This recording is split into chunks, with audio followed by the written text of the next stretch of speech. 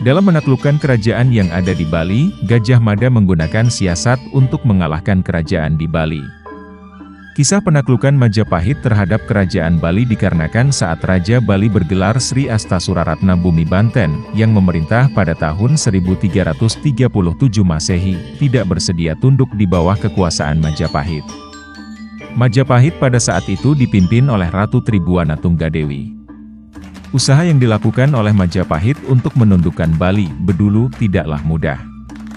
Hal ini dikarenakan kerajaan Bedulu memiliki patih dan menteri yang memiliki kesaktian yang sangat tinggi sehingga sulit untuk ditaklukkan. Di antara patih dan menteri kerajaan Bedulu adalah Patih Keboiwa dan Ki Pasungrigis.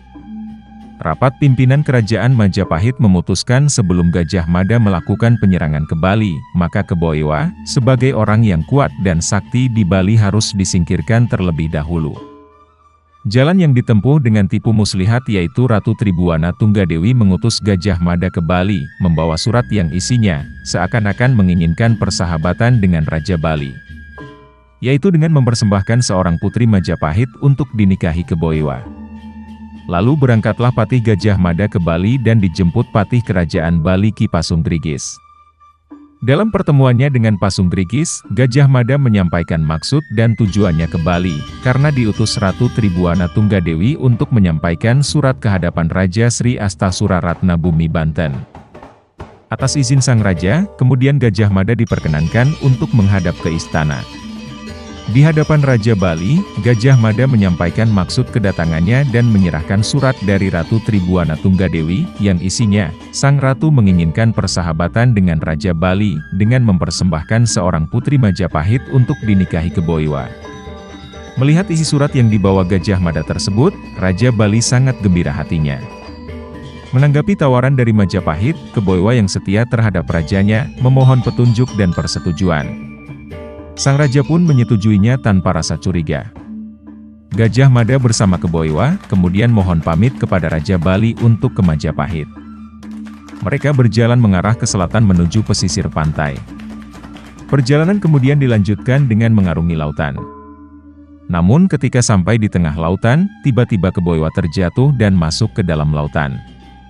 Hal tersebut memang telah direncanakan sebelumnya oleh Gajah Mada untuk menyingkirkannya.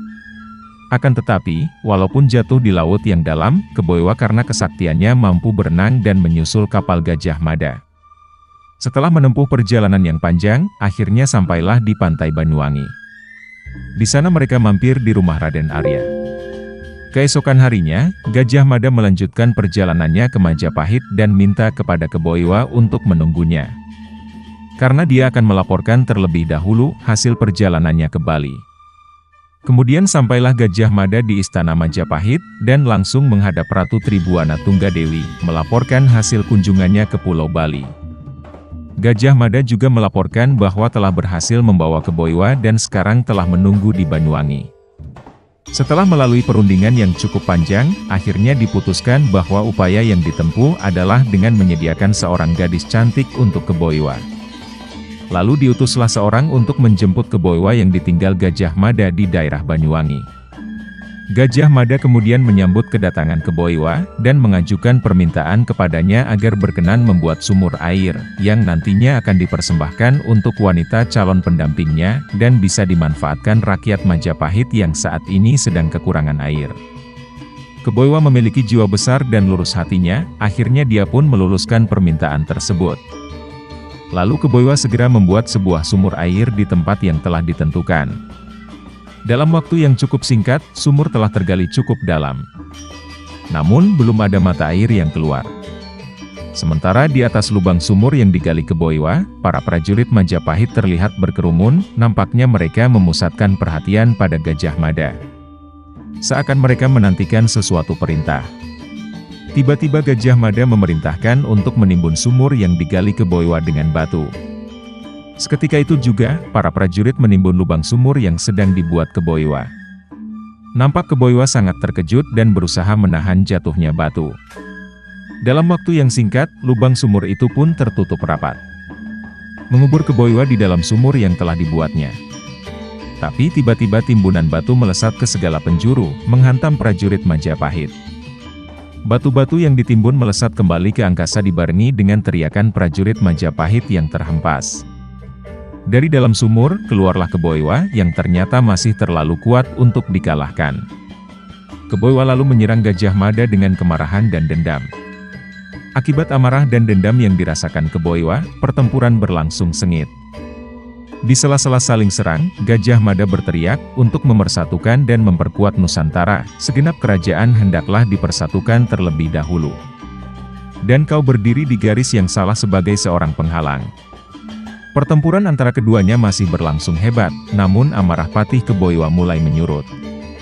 Rupanya saat Keboiwa bertempur dia berpikir harus membuat keputusan yang sulit. Kata Keboiwa dalam hati kecilnya, kerajaan Bali pada akhirnya akan dapat ditaklukkan oleh usaha yang kuat dari orang ini, Gajah Mada. Keinginannya untuk mempersatukan Nusantara agar menjadi kuat, kiranya dapat aku mengerti sekarang. Namun apabila aku menyetujui niatnya dan ragaku masih hidup, apa yang akan aku katakan nantinya pada Baginda Raja Bali sebagai sangkalan atas sebuah prasangka pengkhianatan? Lalu Keboiwa berkata, wahai Patih Gajah Mada, cita-citamu untuk membuat Nusantara menjadi satu dan kuat kiranya dapat aku mengerti. Namun selama ragaku tetap hidup sebagai abdi rajaku, aku akan menjadi penghalangmu. Maka, taklukkan aku, hilangkan kesaktianku dengan menyiramkan bubuk kapur ke tubuhku. Pernyataan Keboiwa rupanya membuat terkesiap Gajah Mada. Namun Gajah Mada yang mengerti atas keinginan Keboiwa, lalu menghantamkan tangannya ke batu kapur, batu itu pun luluh lantak menjadi serpihan bubuk. Gajah Mada menyapukan bubuk tersebut ke arah Keboiwa dengan ilmunya, bubuk kapur menyelimuti tubuh sang patih. Nampak Keboiwa, sesak napasnya oleh karena bubuk kapur tersebut. Kiranya bubuk kapur tersebut membuat pernapasan Keboiwa menjadi terganggu, hal tersebut mengakibatkan kesaktian Keboiwa menjadi lenyap. Gajah Mada lalu melesat dan menusukkan kerisnya ke tubuh Keboiwa. Dengan gugurnya Keboiwa maka satu kekuatan besar kerajaan Bali dapat dilumpuhkan.